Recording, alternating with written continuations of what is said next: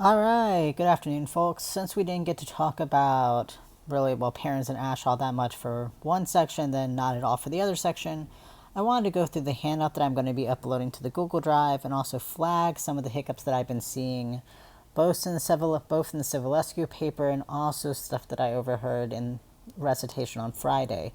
I'm just concerned that folks might have a misconception of some of the concepts that we're using, and I want to make sure that we're all on the same page about how some of these things work. But I'm going to talk about that in the second video where I'll pull up a notepad and draw some pictures. For now, let's just go ahead and go through this handout. So at the top of the handout, what you'll see is that I've included some definitions. I didn't want to do that. Drag and drop. There we go. So I've included some definitions just because for these two papers, these were the definitions that were important to understand.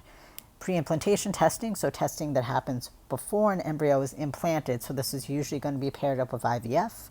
Prenatal testing, so this is testing that is done on a fetus before it is born in order to flag any type of developmental abnormalities or hiccups that are happening, and sometimes to open up space for the parent to make a decision of whether or not to have an abortion. The next definition is selective abortion. So selective abortions are abortions that are done for very specific medical reasons for the most part, though it can also include selection that is done based on the sex of the fetus. So in the papers that we read, usually they're being done due to the presence of genetic disorders or developmental abnormalities, but sex selection would also count as a selective abortion. And then the last one is gene therapy. So one of the things that I'm concerned about is that folks, when they think of gene therapy, are actually bringing that idea over to pre-implantation selection. Since a number of the things I heard folks say in recitation on Friday would have been accurate for gene therapy concerns, but are not accurate for pre-implantation selection.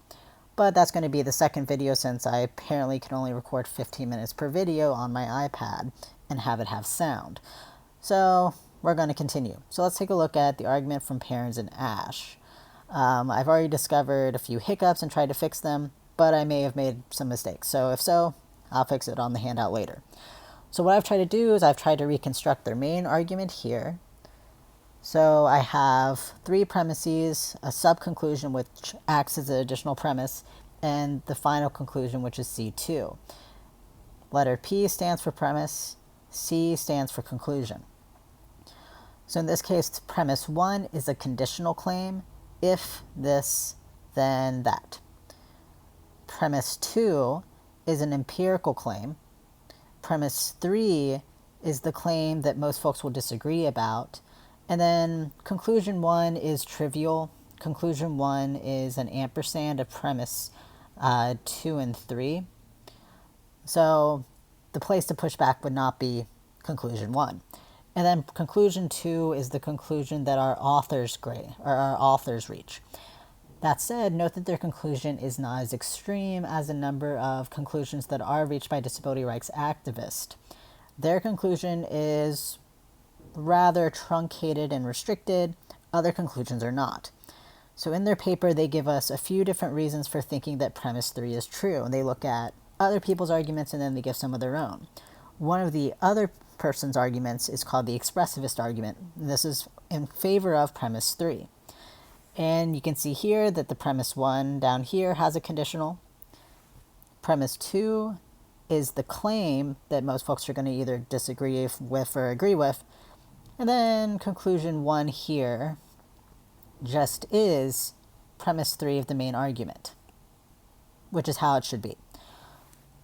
So if folks were to disagree with the expressivist argument, most of the disagreement would be down here at premise 2.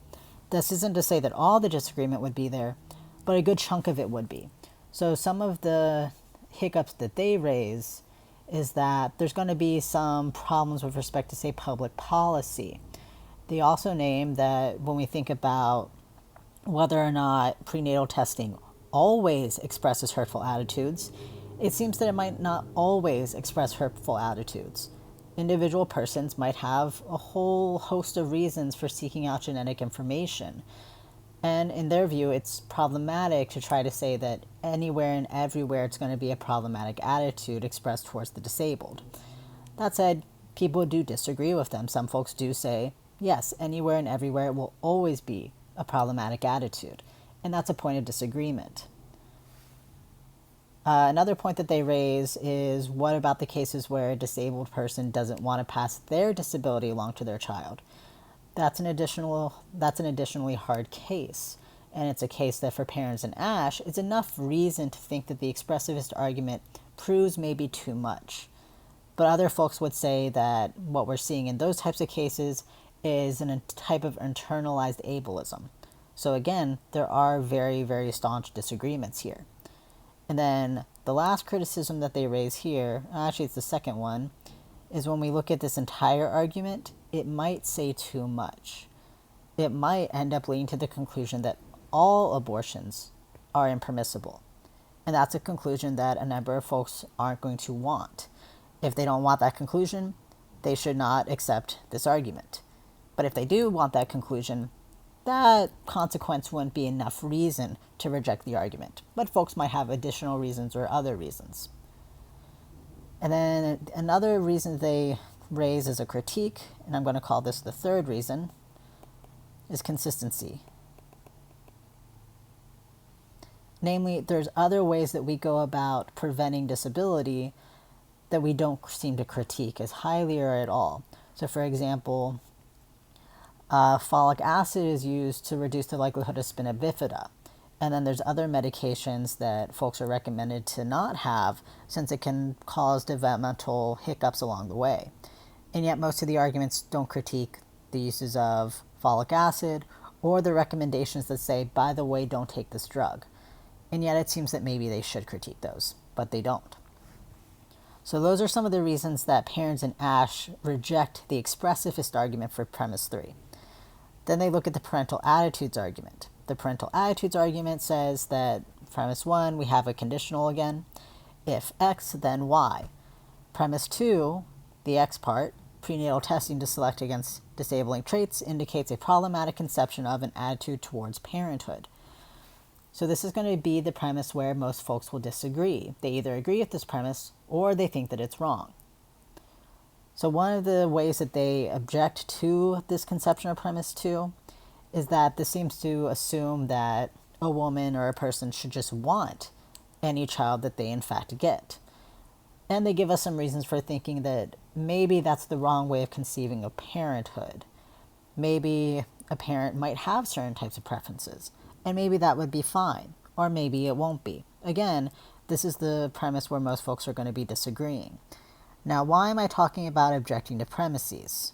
After all, down here I say which premise of the argument, and that should be parental attitudes argument. I'll fix that on the handout. Do parents in Ash critique? Well, let's say that you disagree with this conclusion. Let's say that you think that this conclusion is false. It's not sufficient for this class just to say, well, I think the conclusion is false, so ha ha ha, it's false.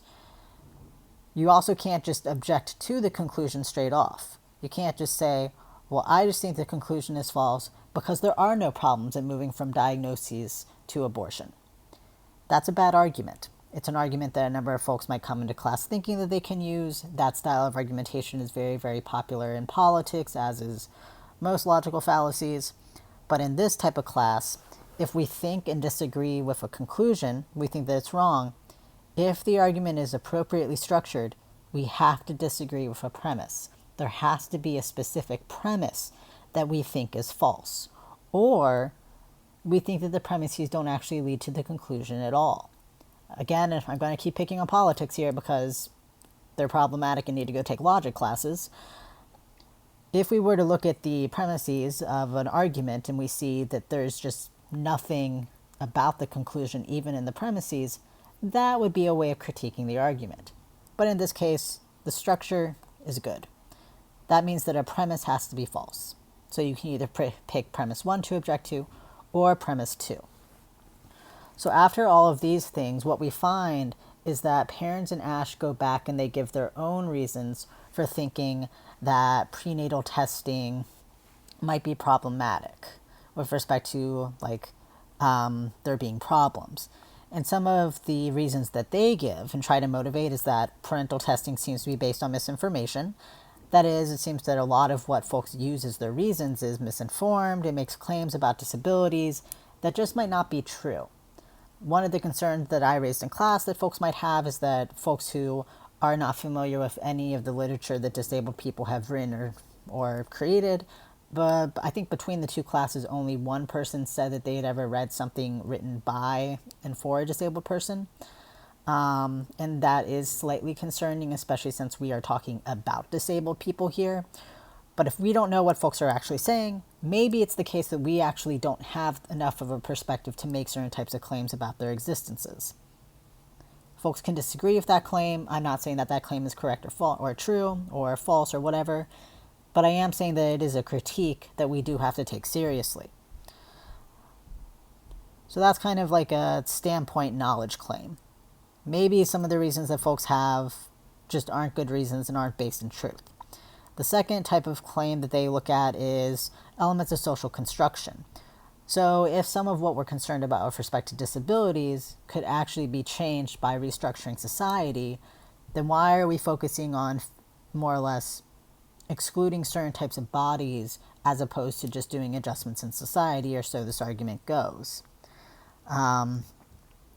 Another thing that they mentioned, though, in this context is that a lot of conversation is spent focusing on everything that disabled people can't do, and very rarely does it ever bridge into all the things that disabled people can do. And this is like, if you are familiar with disability rights activists or any of the literature, I'm somewhat familiar since I'm taking ASL and I took a philosophy of disability course. One of the common critiques from disabled persons is everybody tells us about the things we're not able to do without realizing all the stuff that we can do, and sometimes do better than all of y'all. So that is something, again, regardless of where you stand on these arguments, we do have to take seriously, and we at least have to engage with that conversation. And then the last thing is focusing on traits and not the person. So they also do note that it seems that maybe we're focusing on a specific trait that's maybe a bad trait, all things considered, but what about the person as a whole? And they also note that maybe it's also working the other way around, where some folks are focusing on the person as a whole without realizing that certain traits are bad.